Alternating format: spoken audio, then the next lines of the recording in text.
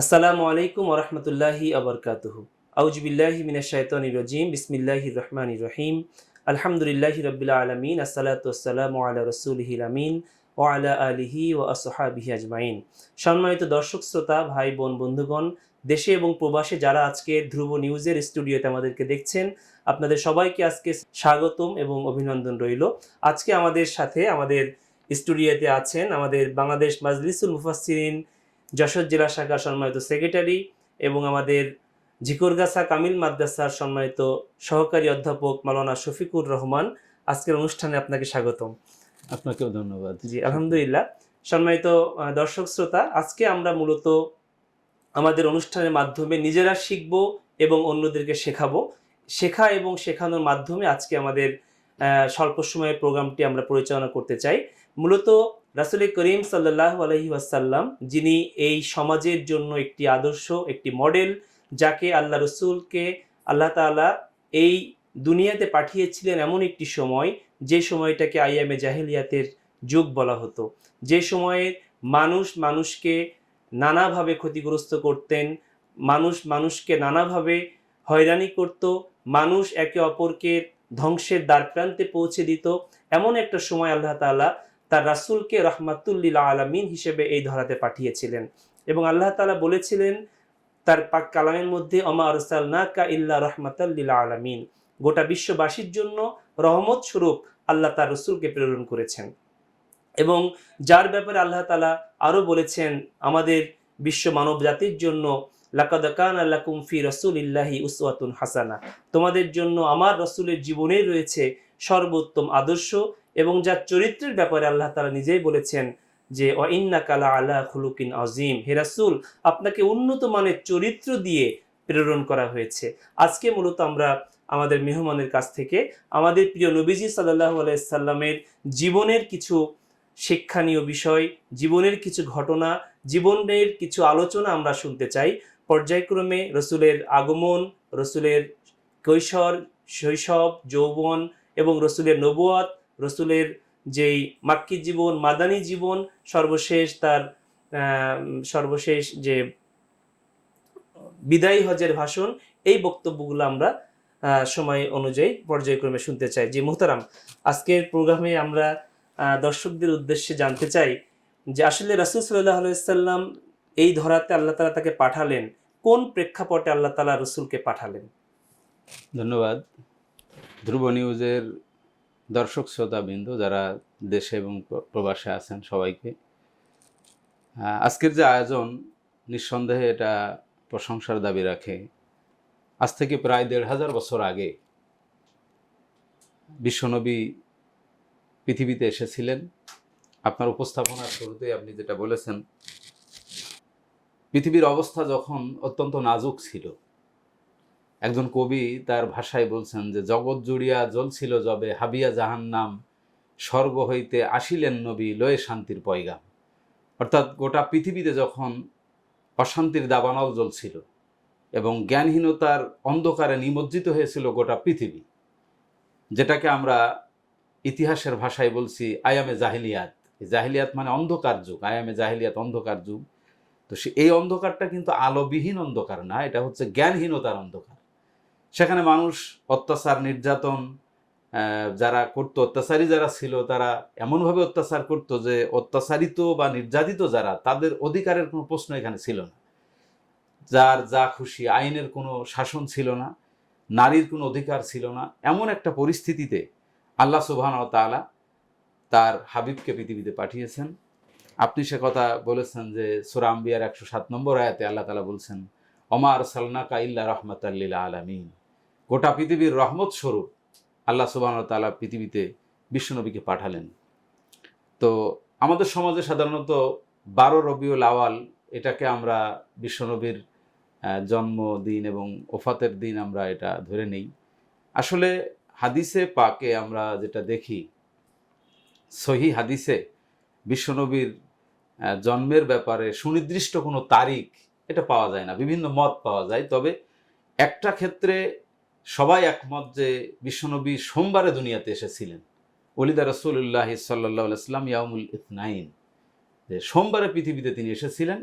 এই ব্যাপারে কারো কোনো সন্দেহ নেই। আর তারিখের ক্ষেত্রে, মাসের ক্ষেত্রে ভিন্ন ভিন্ন মত আছে। যেমন কোনো কোনো বর্ণনায় আসছে যে তিনি মহররম মাসে এসেছেন, সফর মাস, রবিউল আওয়াল, রবিউল সানি, রজব, কোনো জায়গায় রমজানের কথাও বলা হয়েছে। আবার তারিখের ক্ষেত্রে মাহে রবিউল আওয়াল যারা বলতেছেন তারা কোনো বর্ণনায় আসছে 2 তারিখ, কোনো বর্ণনায় 8 তারিখ, 10 তারিখ, 12 তারিখ, 17 তারিখ, 22 তারিখ, এই কয়টা মত কিন্তু বিশ্বনবীর পৃথিবীতে আসার ক্ষেত্রে এটা আলোচনায় আছে।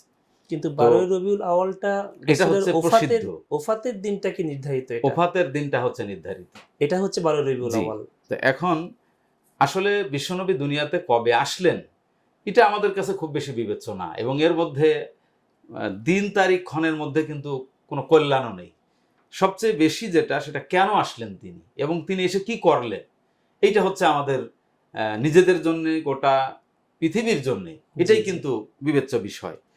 তো আমরা লক্ষ্য করি যে মাহে রবিউল আওয়াল যখন আসে, তখন বিশেষ করে 12 রবিউল আওয়ালকে আমরা মুসলমানদের ভিতরে, আমরা যেখানে মুসলমানরা আছেন, আমরা বিভিন্ন কর্মসূচির মধ্য দিয়ে এটা আমরা পালন করার চেষ্টা করি। কিন্তু আমরা যদি আল্লাহ রসুলের জিন্দেগির দিকে তাকাই যে বিশ্বনবী আসলে তার জন্মদিন পালন করেছেন কিনা, তো সেক্ষেত্রে তো নিঃসন্দেহে তিনি তো দিন পালন করেননি, প্রশ্নই আসে না। তবে তিনি যে পৃথিবীতে যেদিন এসেছেন এই দিনটাকে স্মরণ রেখে তিনি আল্লাহর শুকরিয়া আদায় করেছেন। তো আল্লাহর শুকরিয়া তিনি কিভাবে আদায় করেছেন সেটা যদি আমরা দেখি এবং সেটা আমরা মানি, তাহলে হ্যাঁ, সেটাই হচ্ছে আমাদের জন্য কল্যাণকর। আল্লাহর হাবিব কিন্তু সোমবার করে প্রতি সোমবারে তিনি রোজা পালন করতেন। এখন আমরা যদি মিলাদুন নবী মনে করি এবং সেটাকে উদযাপন করতে চাই, তাহলে 2 ভাবে এটা হতে পারে। 1 নম্বর যেটা, সেটা হচ্ছে যে এই সোমবারে, প্রতি সোমবারে সিয়াম পালনের মধ্য দিয়ে আল্লাহর সন্তুষ্টি অর্জন করা এবং এই প্রশংসা করা যে আল্লাহ তাআলা এই দিনে আল্লাহর হাবিবকে পৃথিবীতে পাঠিয়েছিলেন এবং পৃথিবীতে এসে তিনি আমাদের আলোর দিশা দিয়েছেন। আমরা এহকালে যেমন কল্যাণ সেটাও তার কাছ থেকে আমরা পেয়েছি, পরকালীন মুক্তির যে নিশ্চিত পথ সেটাও কিন্তু রাসূলের কাছ থেকে পেয়েছি। এটা একটা। আরেকটা হচ্ছে যে বেশি বেশি দরুদ এবং সালাম বিশ্বনবীর পরে পাঠানো। এক্ষেত্রে অজু অবস্থায় হতে পারে, অজুবিহীন অবস্থায়, সার্বক্ষণিকভাবে যখনই আমরা সুযোগ পাই তখনই রাসূলের পরে দরুদ এবং সালাম পাঠ করা।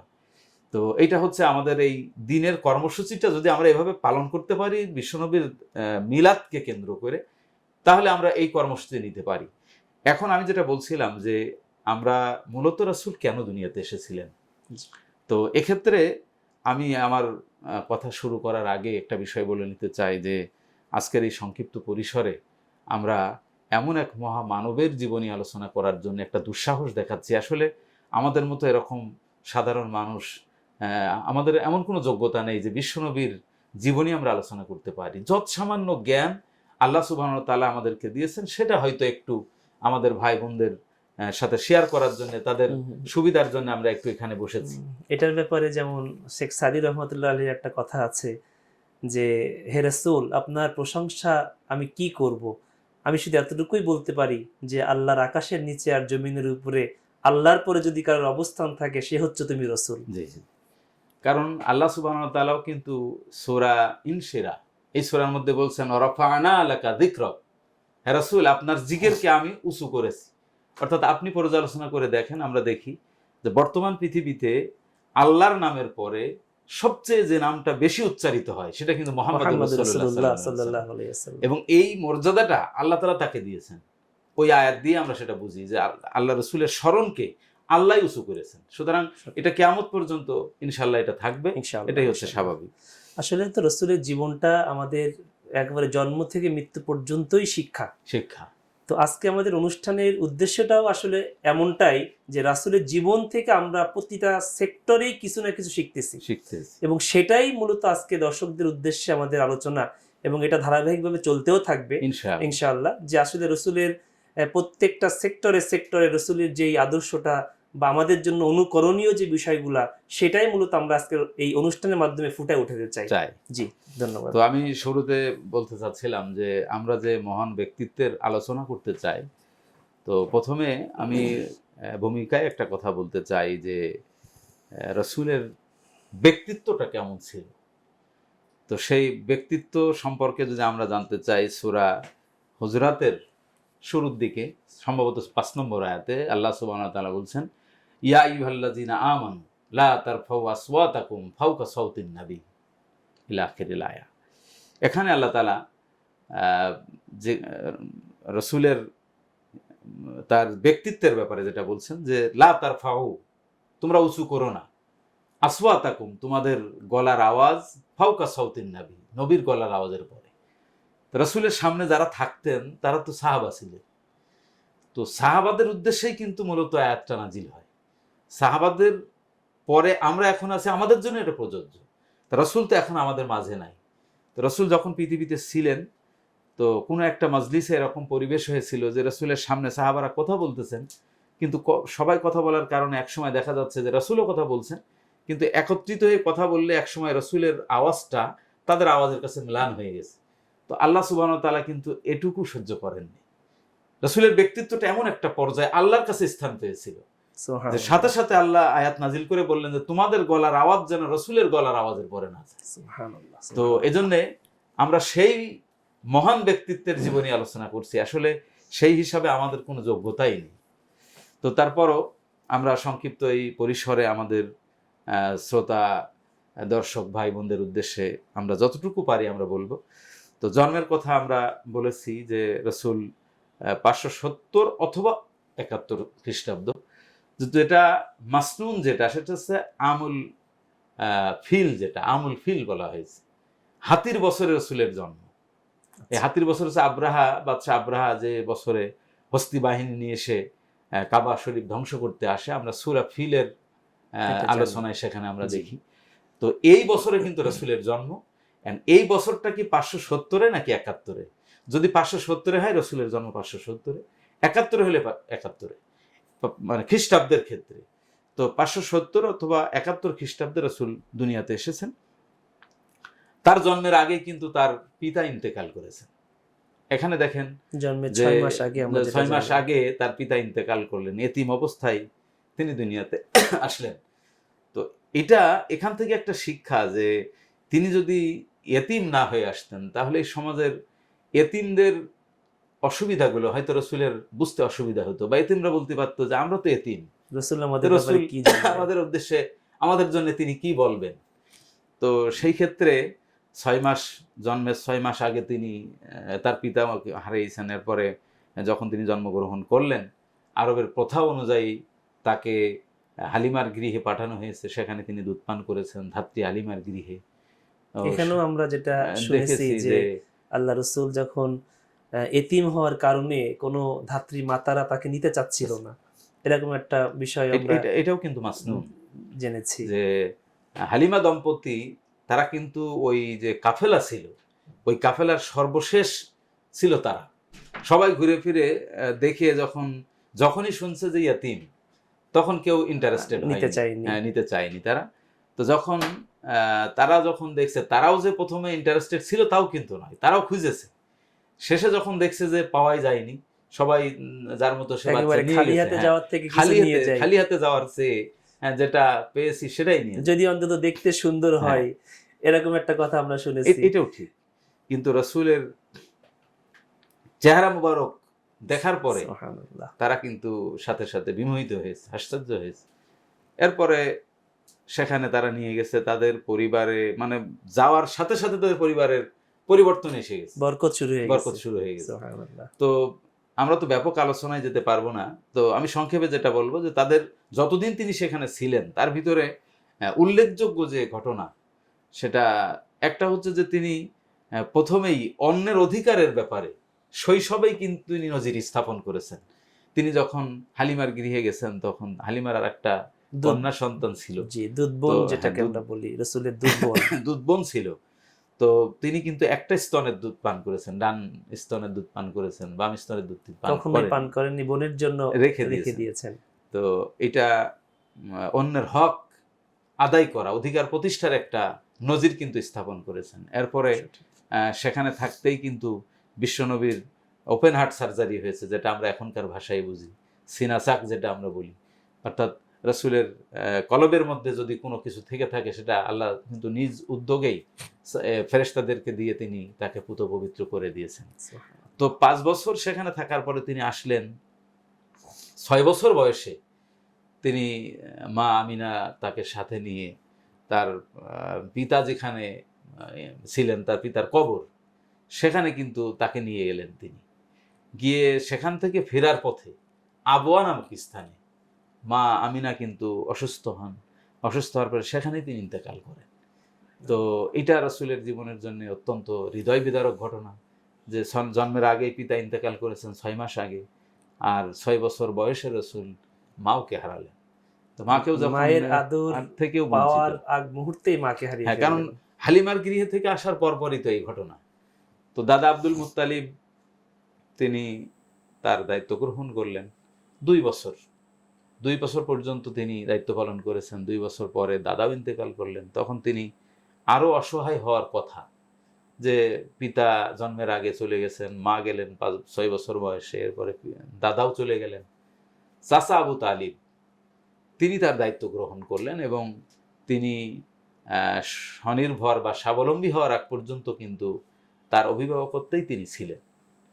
তো এভাবেই রাসূলের শৈশবের দিনগুলো গেছে এবং চাচা আবু তালিবের সাথে তিনি এই যে দুম্বা চড়ানো, আরবের যে বাচ্চাদের যে কাজ, সে কাজও কিন্তু তিনি করেছেন এবং চাচার সাথে তার ব্যবসায়িক কাজে তিনি অংশগ্রহণ করেছেন। এবং তিনি যে সেখানে আমরা দেখেছি যে তার সততা এবং যোগ্যতার কারণে যে মা খাদিজাতুল কুবরা রাদিয়াল্লাহু তাআলা আনহা যে বিয়ের প্রস্তাব পাঠিয়েছেন রাসূলের পরিবারের কাছে, সেটা কিন্তু আল্লাহ রাসূলের সততা এবং যোগ্যতার এই কারণে, যে তিনি ওই যে ব্যবসায়িক কাজে উন্নতি করেছেন, সততার কথা শুনেছে, এইটার কারণে, অন্য কোনো কারণে না। আল্লাহ তাআলা এই রাসূল যে এতিম, যেহেতু এই পাঠটা শেষ হয়ে যাচ্ছে আমাদের, তো আল্লাহ কিন্তু কোরআনে কারিমের মধ্যেই জানিয়েই দিয়েছেন যে ফাআম্মাল ইয়াতীমা ফালা তাকহার। হ্যাঁ, যে মানে আল্লাহ তাআলা জানিয়ে দিয়েছেন রাসূলকে যে আপনাকে এতিম অবস্থায় পেয়েছি, আশ্রয় দিয়েছি, আবার এই কথাও বলতেছেন যে খবরদার এতিমদের সাথে খারাপ ব্যবহার করো না। এর থেকেই প্রমাণিত যে রাসূল এতিম। এতিম এবং এতিমের যে সমস্যা সেটা তিনি উপলব্ধিও করেছেন। জি। তো আমরা আমাদের সময়ও এগিয়ে যাচ্ছে। জি। তো আল্লাহ নবী যখন তার শৈশব এভাবে পার করলেন, এরপরে কিশোর জীবনে তিনি কিশোরদের জন্য তার অনুকরণীয় আদর্শ কোনটা? আল্লাহর হাবিব শৈশব থেকেই কিন্তু অসহায় মানুষের দুঃখ দুর্দশার কথা ভাবতেন এবং তিনি প্রথমত ব্যক্তিগত উদ্যোগে তিনি চেষ্টা করেছেন যে সমাজের অসহায় মানুষের জন্য আমরা কি করতে পারি, আমি কি করতে পারি, আমি মুহাম্মদ। তো তিনি চেষ্টা করে সফল হতে পারেননি, হওয়ার কথাও না। এরপরে কিন্তু তিনি তার বন্ধুদেরকে, সাথীদেরকে ডেকেছেন, ডেকে কিন্তু তিনি তাদেরকে সাথে নিয়ে, আমরা নিশ্চয়ই দেখেছি যে ইতিহাসে হিলফুল ফুজুল যেটা শান্তি সংঘ, এটা তিনি 17-18 বছর বয়সে তিনি এটা করেছেন সাথীদেরকে নিয়ে। এবং এই শান্তি সংঘের কিন্তু অন্যতম উদ্দেশ্য ছিল অত্যাচারিতর পাশে দাঁড়ানো এবং অত্যাচারিত ব্যক্তিকে অত্যাচারীর হাত থেকে রক্ষা করা। এবং তিনি কর্মসূচি দিয়ে সাথীদেরকে সাথে নিয়ে সেটা চেষ্টা করেছেন। সেখানে যে কোনো কাজ হয়নি তা কিন্তু না, কিন্তু 100% তিনি সফল হতে পারেননি। তিনি চেষ্টা করেছেন। এখানে আমরা দেখি যে তার কৈশোর পার হয়ে তিনি যৌবনে আসলেন, 22টা বছর তিনি পার করেছেন, 18 থেকে 40, এই 22 বছর কিন্তু রাসূল এই সাথীদেরকে সাথে নিয়ে আবার একাকী তিনি চেষ্টা করেছেন যে সমাজকে কিভাবে ভালো করা যায়, সমাজের অসহায় মানুষের পাশে দাঁড়িয়ে তাদেরকে সেবা করে তাদেরকে অত্যাচারের হাত থেকে কিভাবে রক্ষা করা যায়। কিন্তু আমরা দেখছি যে 40 বছর পর্যন্ত কিন্তু রাসূল পরিপূর্ণ সফল হতে পারেননি। এরপরে তিনি মাঝখানে তো খাদিজা রাদিয়াল্লাহু তাআলা আনহার সাথে তার বিয়ে হয়েছে।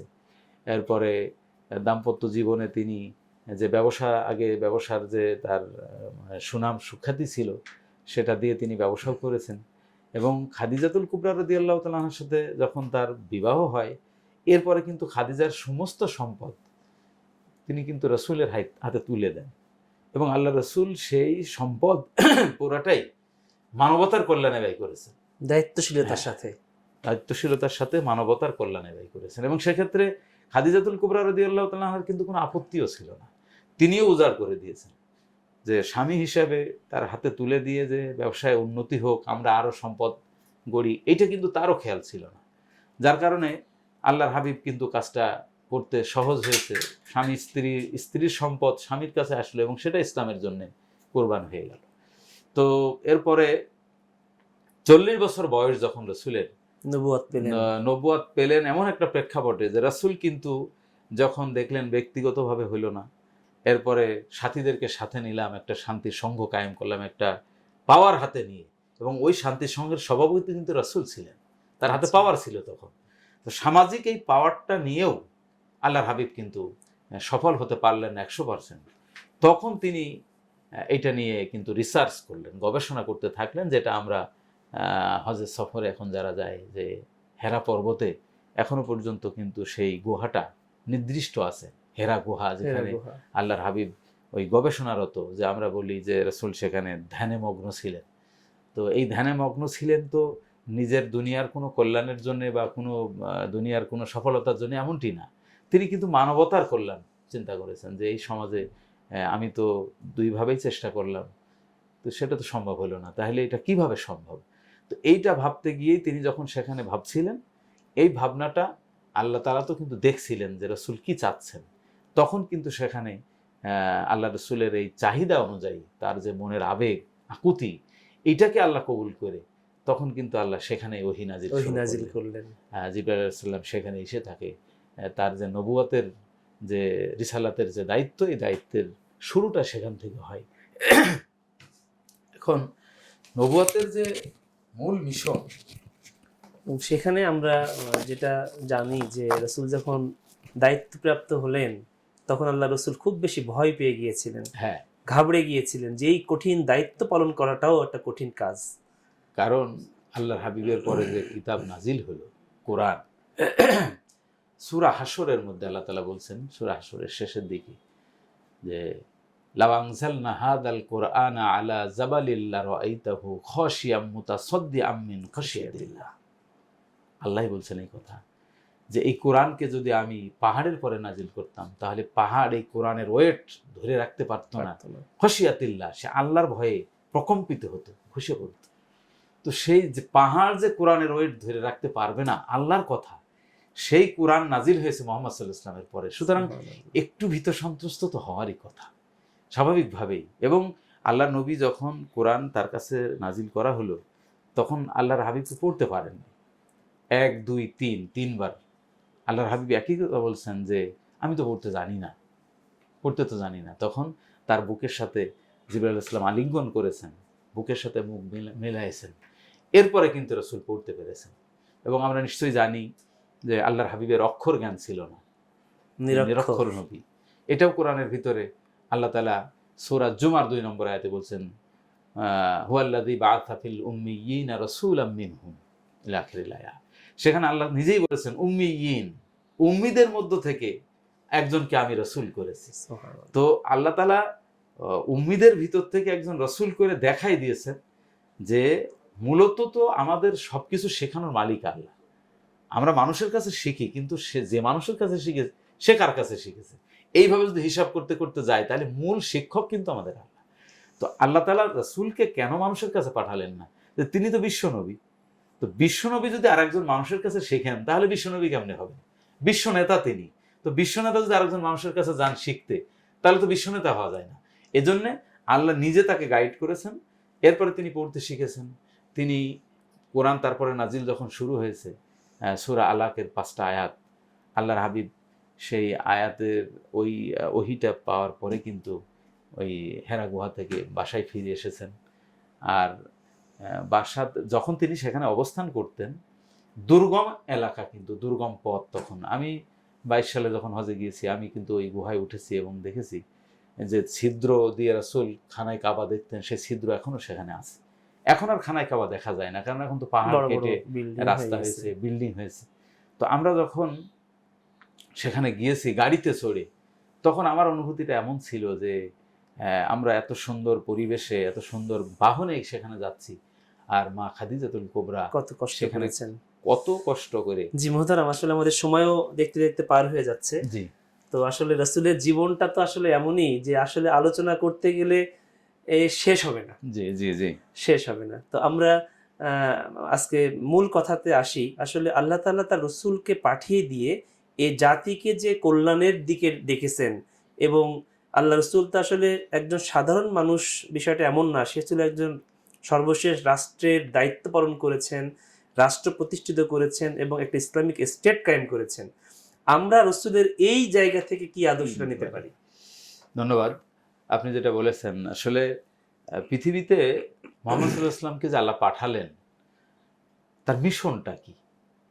আমি এটা আমাদের দর্শক শ্রোতা ভাই বোনদের সামনে এটা উন্মুক্ত করতে চাই। এক কথায় রসুলের মিশন কি? যদি আমরা বলি দাওয়াতের মিশন, আমরা বলতে পারি কি সলাতের মিশন, সিয়ামের মিশন, এটা কিন্তু আসলে রসুলের মিশন ছিল না। রসুলের যে মিশন ছিল সেটা সূরা আস-সফের ৯ নম্বর আয়াতে আল্লাহ তাআলা বলছেন, হুয়াল্লাযী আরসালা রাসূলাহু বিল হুদা ওয়া দীনিল হাক্কি লিইয়ুযহিরাহু আলা দ্বীনি কুল্লিহি ওয়ালাউ কারিহাল মুশরিকুন। আল্লাহ তাআলা এখানে স্পষ্টত রাসূলের যে মিশন ছিল ইকামাতে দ্বীন, দ্বীন প্রতিষ্ঠা করা, ইসলাম কায়েম করা, এটা কিন্তু রাসূলের কাজ। তার মধ্যে দাওয়াতে দ্বীন আসবে, দাওয়াতে দ্বীন বাদে ইকামাতে দ্বীন হয়। তার মধ্যে আপনি সলাতের কথা বলেন, সলাত আসবে, সিয়াম আসবে, এরপরে যাকাত আসবে, হজ আসবে, এগুলো সব ওর মধ্যে আছে। তো এখন ইকামাতের দ্বীনটাই ছিল রাসূলের মিশন, যেটা পূর্ণাঙ্গ দ্বীন, পূর্ণাঙ্গ উদখুলু ফিস সিলমি সিলমি কাফা। কাফা। এবং এখানে আরেকটা বিষয় দেখেন, মজার বিষয় যে আল্লাহ তাআলা বলছেন উদখুলু ফিস সিলমি কাফা, কিন্তু কাদের বলছেন? আল্লাহ বলছেন ইয়া আইয়ুহাল্লাযীনা আমানু উদখুলু ফিস সিলমি কাফা, হে ঈমানদারেরা তোমরা ইসলামের মধ্যে পরিপূর্ণ প্রবেশ করো। তাহলে একটা ধাঁধা লেগে যায় না ভাই, যে এখানে আল্লাহ ডাকছেন ঈমানদারদেরকে, আবার বলছে পরিপূর্ণ ইসলামে প্রবেশ করো। তাহলে আমাদের সমাজে যেটা একটা কনসেপশন আছে যে সবাই আমরা মুসলমান, এর ভিতরে যারা ইসলামের অনুশাসন মানে এরা ঈমানদার, আর যারা মানে না এরা এমনি মুসলমান। কিন্তু আল্লাহর কোরআন বলছে যে না, তোমরা ঈমানদার হতে পারো বাট মুসলমান নাও হতে পারো। ঈমানদার একটা পার্ট থাকতে পারে যে আপনি সলাৎ বিশ্বাস করেছেন, পালন করেছেন, আপনি সলাতের ঈমানদার। সিয়াম, রমজান মাসে আপনি সিয়াম পালন করতেছেন, আপনি সেখানকার ঈমানদার হতে পারেন। কিন্তু মুসলমান যদি বলেন তাহলে এরকম কোনো পার্টের সুযোগ নেই।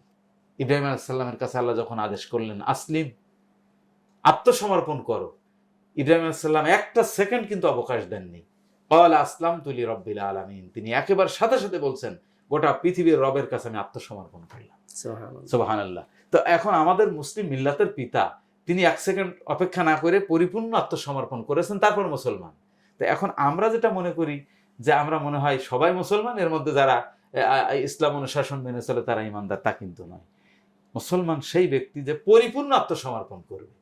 তো এখন আল্লাহ রসুল সাল্লাল্লাহু আলাইহি ওয়াসাল্লামের কাছে যে মিশন দিয়ে তিনি পাঠালেন যে দাওয়া, যে দ্বীনের যে হক, দ্বীনই হক মানে অর্থাৎ সত্য দ্বীন, সত্য দ্বীন এর যে মূল মন্ত্র সেটা হচ্ছে কোরআন। কোরআনটা হচ্ছে মূল মন্ত্র। এই কোরআন পৃথিবীতে রাসূল এনেছেন লিইয়ুযহিরাহু আলা দ্বীনি কুল্লিহি, অর্থাৎ দ্বীন একটা না। কিন্তু আমরা দ্বীন বলতে ইসলামকে বুঝতেছি না, আল্লাহ কিন্তু তা বলছেন না এখানে। আলা দ্বীনি কুল্লিহি, আল্লাহ বলছেন লিইয়ুযহিরাহু, সেখানে আপনি শ্রেষ্ঠত্বের প্রমাণ দেখাবেন, প্রমাণ করবেন।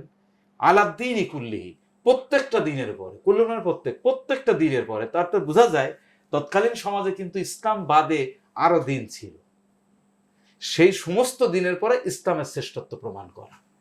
আর আল্লাহর হাবিবের 63 বছরের জীবন যদি আমরা পর্যালোচনা করি তাহলে তার জীবনের প্রতিটা ক্ষণ, প্রতিটা মুহূর্ত, প্রতিটা সেকেন্ড এই কাজেই তিনি ব্যয় করেছেন। নবুয়তের আগে যেমন আমরা প্রমাণ করেছি সেখানে তিনি মেহনত করেছেন, সফল হতে পারেননি। 40 বছর তিনি চেষ্টা করলেন, আর 40 বছর বয়সে শুধুমাত্র একটা কারণে পারেননি, সেটা হচ্ছে আল্লাহর পক্ষ থেকে কোনো নির্দেশনা তার কাছে ছিল না, ওহির জ্ঞান। আর ওহির জ্ঞান ছাড়া সমাজের যে পরিবর্তন হবে না, সমাজে শান্তি কায়েম হবে না, এর চেয়ে নজির কিন্তু আর হয় না। তো রসুলের জিন্দেগিতে যেহেতু পাপ নেই, একজন নিষ্পাপ মানুষ, তিনি চেষ্টা করে পারলেন না সমাজের পরিবর্তন করতে, সমাজের মানুষের মুখে হাসি ফোটাতে পারলেন না, যে জিনিসের অভাবে, আল্লাহর আইনের অভাবে। এখনকার নেতা নেত্রীরা, আমাদের সমাজের সমাজপতি যারা, তারা চেষ্টা করতেছে যে আমরা এইভাবে যে আমরা মদিনা সনদের আদলে দেশ চালাবো। আবার আরেকজন বলতেছেন যে আমরা এই যে ইসলামের বিধান কোরআন, এইটা আমাদের সাথে এটা মিল হয় না। এখন এইটা যে কোরআনের আইন, কোরআন আমাদের সংবিধান এটা যাদের সাথে মিল হয় না, তারা মদিনা সনদে দেশ কেমনে চালাবে বলেন? এটা তো যাই হোক, আমরা সম্মানিত দর্শক শ্রোতা, আমরা মূলত মোহতারামের আলোচনা থেকে আরো অনেক আলোচনা করার সুযোগ ছিল তার। তার প্রিপারেশন আলহামদুলিল্লাহ ভালো ছিল। তো আমার কাছে যেটা মনে হয়, আমরা যেটা আজকে বুঝলাম, জানতে পারতেছি যে আল্লাহ রসুল সাল্লাল্লাহু আলাইহি সাল্লাম 17 বছর বয়সে হিলফুল ফুজুল কায়েম করেছিলেন, আর 17 বছর থেকে 40 বছর পর্যন্ত চেষ্টা করেছিলেন, 23 বছর সময়। আবার নবুয়ত আল্লাহ রসুল পেলেন 23 বছর 40 বছর বয়সে। সেখান থেকে আল্লাহ রসুলের জীবনটা ছিল 63 বছর, অর্থাৎ সেখানেও 23 বছর। বাট আমরা এখানে বুঝি যে নবুয়াতের আগের 23 বছর, নবুয়াতের পরের 23 বছর। নবুয়াতের আগের 23 বছর আল্লাহ রসুল সামষ্টিকভাবে চেষ্টা করেছেন, কিন্তু পূর্ণাঙ্গ সফলতায় আসতে পারেননি। পরবর্তী 23 বছরে আল্লাহ রসুল চেষ্টা করে মদিনায় ইসলাম কায়েম করেছেন, মক্কা বিজয় করেছেন এবং পূর্ণাঙ্গ সফলতা অর্জন করেছেন। এবং আল্লাহ রসুল এই কথা ঘোষণায় দিয়েছেন যে খায়রুল কুরুনি কারনি, সর্বশ্রেষ্ঠ যুগ হচ্ছে আমি রসুল, আমার যুগ। তো এখানে বোঝা গেল যে আসলে আল্লাহর ওহী অর্থাৎ কিতাব, আল্লাহর কোরআন, কোরআনের সংস্পর্শে এসে যদি প্রচেষ্টা চালানো হয় তাহলেই মূলত সফলতা। তো আলহামদুলিল্লাহ, আমরা আজকে আমাদের যে আলোচনা আমরা শুনলাম, এখান থেকে আমরা রসুলের জীবন থেকে আমরা শিক্ষা গ্রহণ করব এবং রসুলের জীবনটাকে আমাদের জীবনের সাথে আমরা মিল করানোর চেষ্টা করব। রসুলের পারিবারিক জীবন, রাজনৈতিক জীবন, সামাজিক জীবন, আন্তর্জাতিক জীবন, প্রত্যেকটা সেক্টরে রসুল কিভাবে চলেছেন বা কিভাবে মানুষের সাথে ওঠা বসা করেছেন, কথা বলেছেন, সেই শিক্ষাগুলো আমরা নিয়ে যদি আজও কাজ করতে পারি তাহলে আমার বিশ্বাস আমরাও সফল হতে পারবো ইনশাআল্লাহ। তো আমাদের আজকে এই প্রোগ্রাম আমরা আজকে এখানে শেষ করতে চাই। ইনশাআল্লাহ প্রোগ্রাম নিয়মিত চলবে এবং ধারাবাহিকভাবে আমরা আমাদের এই দিন শিখবো, দিন শিখি, দিন শিখবো এই প্রোগ্রাম চলতে থাকবে। তো দর্শক শ্রোতা ভাই বোনদেরকে আবারও মোবারকবাদ জানাই এবং পরবর্তী প্রোগ্রাম দেখার আমন্ত্রণ জানিয়ে আজকের মতো এই প্রোগ্রাম শেষ করছি। আসসালামু আলাইকুম ওয়া রাহমাতুল্লাহ।